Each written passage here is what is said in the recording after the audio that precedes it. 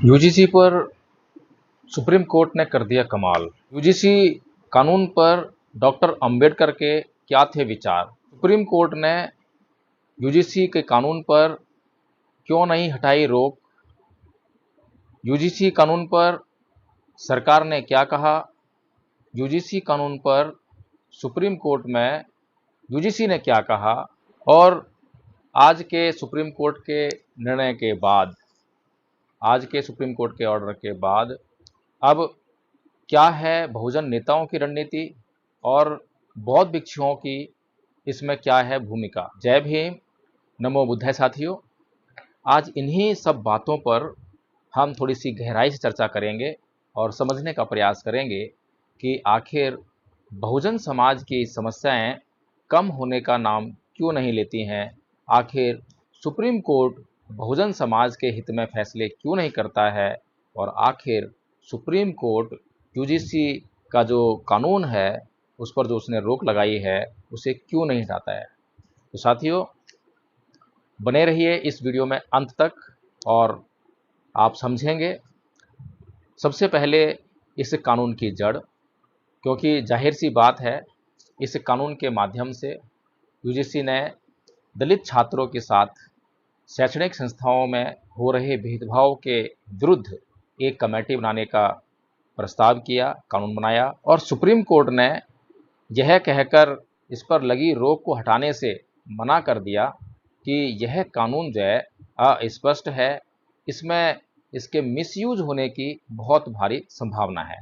लेकिन साथियों, सबसे पहले हमें ये समझना पड़ेगा कि इस कानून का जो आधार है वो भारतीय समाज की सामाजिक व्यवस्था में है, हिंदुओं की सामाजिक व्यवस्था में है। हिंदुओं की सामाजिक व्यवस्था में जो जाति व्यवस्था है उसमें है, और ये जो जाति व्यवस्था की जड़ें हैं वो हिंदुओं की धार्मिक व्यवस्था में है। जी हाँ साथियों, हिंदुओं की जो धार्मिक व्यवस्था है, जब वही इस भेदभाव को, अत्याचार को, शोषण को सबलता प्रदान करती है, मजबूती प्रदान करती है, तो सुप्रीम कोर्ट की कोई औकात नहीं है कि वो इस तरह के कानूनों पर लगी रोक को हटा सके। और वो भी तब जब सुप्रीम कोर्ट में मनुवादी जज बैठे हों। तो साथियों, अगर वास्तव में सुप्रीम कोर्ट की या फिर भारत सरकार की ये मंशा होती कि वास्तव में ये जो दलित समाज है, एससी एसटी के जो छात्र हैं, इन पर जो अत्याचार और भेदभाव शैक्षणिक संस्थानों में होता है उसको हट जाना चाहिए, उसको ख़त्म हो जाना चाहिए, अगर समाप्त करने की इनकी नीयत होती, तो सबसे पहले गहराई से जो इस व्यवस्था की, जो इस भेदभाव की जो जड़ है उस पर जो है सुप्रीम कोर्ट और इस देश की सरकार चिंतन मनन करती और उस जड़ को समाप्त करने का प्रयास करती। साथियों, इस देश में मनुस्मृति नाम का ग्रंथ अभी भी जिंदा है। हालांकि 25 दिसंबर 1927 को परम पूज्य बाबा साहब डॉक्टर भीमराव अंबेडकर, दुनिया के महानतम विद्वान ने इसे चुनौती देकर इसको अग्नि के हवाले कर दिया था। लेकिन उसके बावजूद अभी तक भारत की सरकारों ने और सुप्रीम कोर्ट ने इस पर कोई भी चिंतन मनन नहीं किया, इस पर विद्वानों की कमेटी नहीं बनाई, इस पर विद्वानों की कमेटी बनाकर उसको परमानेंट बैन करने की तरफ नहीं बढ़े हैं। जबकि ये जो धर्म ग्रंथ है खुल्लम खुल्ला जातीय भेदभाव और जातीय अत्याचार की कहानी खुद से बयां करता है। कहाँ कहाँ पर क्या क्या लिखा है एक बार मैं आपको पढ़कर बता देता हूँ। साथियों, जातीय व्यवस्था की शुरुआत पहले ही अध्याय से मनुस्मृति में शुरू हो जाती है और अध्याय 1 के 31वें श्लोक में बड़ी बेशर्माई से यह लिखा गया है कि ब्रह्मा ने लोगों की वृद्धि के लिए मुख, बाहु, जंघा और पैरों से ब्राह्मण, क्षत्रिय, वैश्य और शूद्र इनको क्रम से बनाया। श्लोक नंबर 87 से लेकर 91 तक बड़ी बेशर्माई से खुल्लम खुल्ला, क्योंकि उस समय जब ये मनुस्मृति लिखी गई, इसकी जब रचना हुई, उस समय जो है लोकतंत्र नहीं था, संविधान नहीं था और मानवता, स्वतंत्रता, समानता, समता जैसी कोई भी अवधारणा समाज में नहीं थी। हालांकि भगवान बुद्ध के धम्म में ये सारे जो गुण हैं वो समाहित हैं। अपने धम्म के प्रचार से पूरे देश में जगह जगह इनको लागू करके दिखाया और पूरा समाज जो है बहुत ही संतुष्ट और संतोषजनक स्थिति में स्वतंत्रता पूर्वक विचरण करता था। लेकिन भगवान बुद्ध के बाद भगवान बुद्ध ने क्रांति की थी, उसको उस प्रतिक्रांति के द्वारा ये जो मनुस्मृति जो ग्रंथ है ये भी उसी प्रतिक्रांति का परिणाम है। तो इसमें बड़ी बेशर्माई से पहले अध्याय के 87वें श्लोक से लेकर 91वें श्लोक तक किस जाति का क्या काम है ये वर्णित किया गया है। और इसमें जो है 91वां जो श्लोक है इसमें प्रभु ने शूद्र का एक ही कर्म कहा है कि वह इन चारों वर्णों की निष्कपट होकर सेवा करे। तो साथियों, ये जाति पर आधारित है, कर्म पर आधारित नहीं है।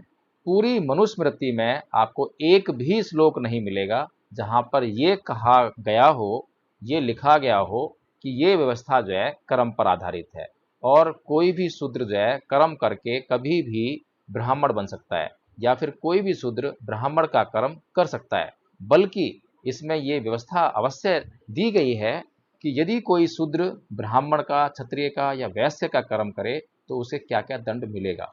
तो साथियों, ऐसा महान ग्रंथ अभी भी अगर देश में जिंदा है, जीवित है, जो कि अत्याचार करने वालों को नैतिक बल प्रदान करता है, मनोबल देता है, तो फिर जातिवाद तो होता रहेगा। हम लाख कानून बना लें, लाख लड़ाइयाँ लड़ लें, लाख आंदोलन कर लें, कानून तो जो है कुछ भी काम नहीं आने वाले हैं अगर हम जब तक इस व्यवस्था को ही तहस नहस नहीं करते। साथियों, और भी अन्य श्लोक हैं मनुस्मृति में जो इस प्रकार से ये तय करते हैं कि समाज में जो है जाति व्यवस्था का जो कारण है हिंदू धर्मशास्त्रों में है।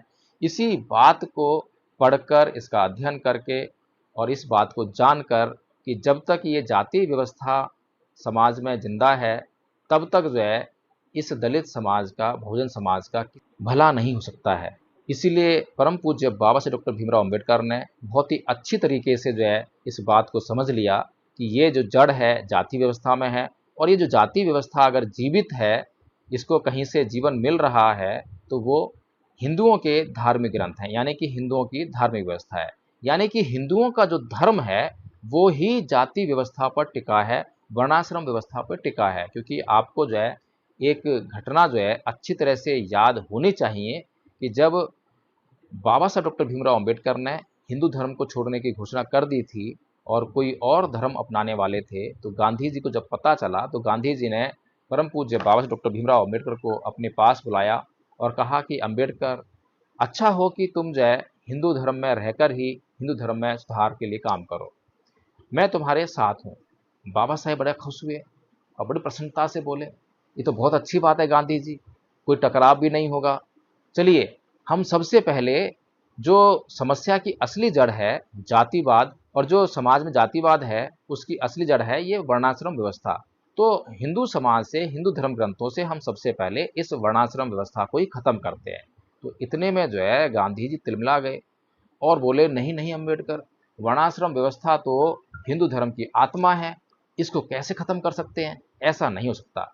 तो बाबा साहेब ने दो टूक जवाब दिया कि गांधी जी, अगर तुम जाति व्यवस्था की असली जड़ पर प्रहार नहीं करोगे, असली जड़ पर काम नहीं करोगे, इस वर्णाश्रम व्यवस्था को खत्म नहीं करोगे, तो मैं भी जो है हिंदू धर्म को छोड़ने के लिए विवश हूँ, क्योंकि मैं किसी भी ऐसी धार्मिक व्यवस्था का हिस्सा नहीं बन सकता हूँ जो मेरे ही लोगों पर अत्याचार करे।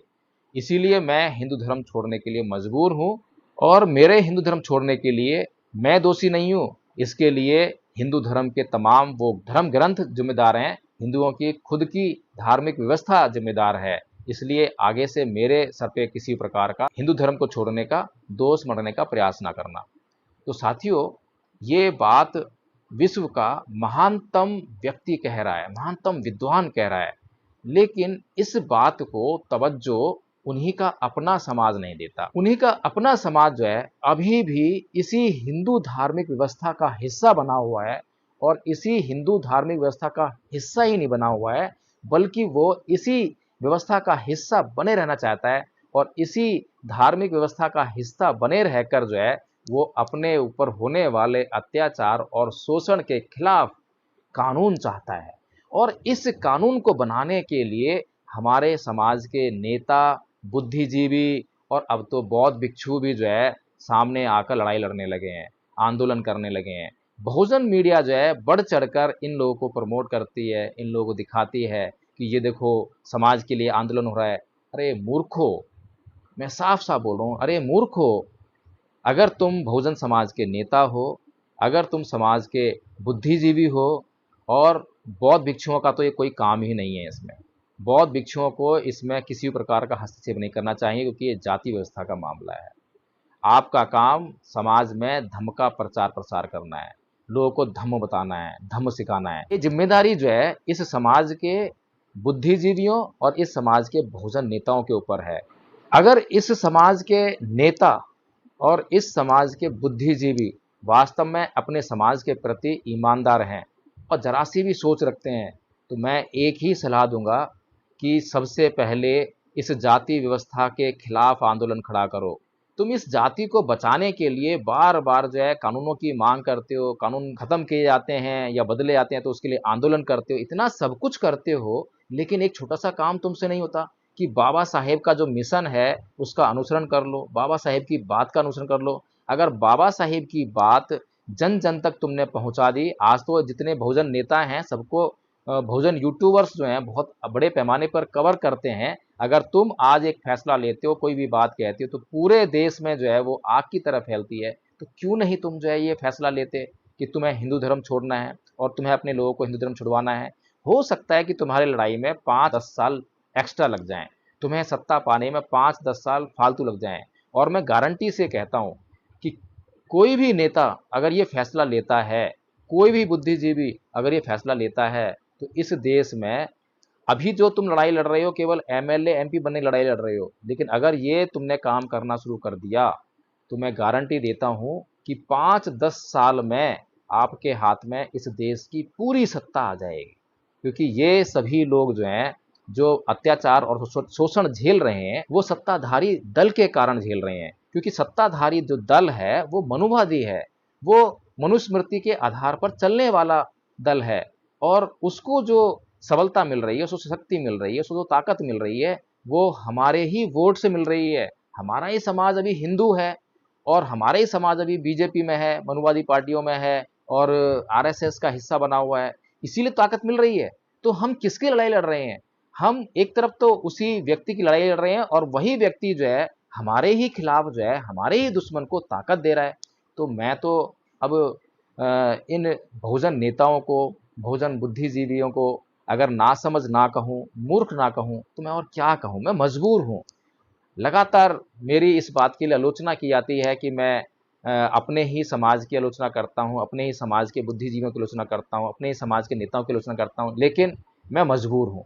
मजबूर इसलिए हूँ क्योंकि ये सच्चाई है, ये सच्चाई है। और बाबा साहेब जब स्पष्ट रूप से कह रहे हैं तो मुझे कुछ भी समझ में नहीं आता है कि हमारे नेता क्यों ये बात नहीं कह रहे हैं, हमारे बुद्धिजीवी ये बात क्यों नहीं कह रहे हैं। लक्ष्मण यादव के समाज पर जब इटावा में घटना घटती है और चुटिया काट दी जाती है और ब्राह्मणी के मूत्र से उनका शुद्धिकरण होता है, अखिलेश यादव जी के ऑफिस को जो है मूत्र के द्वारा जो है शुद्ध किया जाता है, लेकिन ये लोग ये नहीं समझते हैं कि ये जो शोषण और अत्याचार उनके साथ हो रहा है, तो सोचिए कि उनके समाज के साथ में क्या क्या हो रहा होगा। तो उनके पास तो बाबा साहेब का सटीक मार्गदर्शन है, पेरियर ललित सिंह यादव जी का बिल्कुल साफ साफ मार्गदर्शन है, लेकिन ये लोग इतने तमाम वीडियो बनाए गए, इनको कहा गया, बार बार कहा गया कि भैया धर्म परिवर्तन का फैसला करो, धर्म की घोषणा करो, लेकिन ये टस से बस नहीं। ये कैसी राजनीति है? ये किसके लिए राजनीति है? इससे हम किसका भला करने जा रहे हैं? साथियों, जाग जाइए, आज भी जाग जाइए। मैं इस बात को लेकर हमेशा परेशान रहता हूँ, क्योंकि सच को सुनना, सच को बोलना हर किसी के बस की बात नहीं है, और सच के साथ खड़ा होने वाले लोग बहुत ज़्यादा नहीं होते हैं। आज आपको राजनीति का बड़ा चस्का चढ़ा है, इसलिए राजनेताओं के साथ में बहुत जल्दी भीड़ बना लेते हो, लेकिन समाज सुधार के लिए आप साथ नहीं आते हो। यदि आप इस मुहिम में आप हिस्सा लेना चाहते हैं, इस आंदोलन का हिस्सा बनना चाहते हैं, तो इस स्क्रीन पर जो नंबर फ्लैश हो रहे हैं उस पर अभी संपर्क करें और इस मुहिम का हिस्सा बने। ये मुहिम बहुत लंबी है, बहुत लंबे समय तक चलने वाली है। अगर आप बहुत बड़ी मात्रा में इसका प्रचार प्रसार कर पाए तो ये लक्ष्य है, तो हमारी समस्याओं का समाधान बहुत जल्दी भी हो सकता है।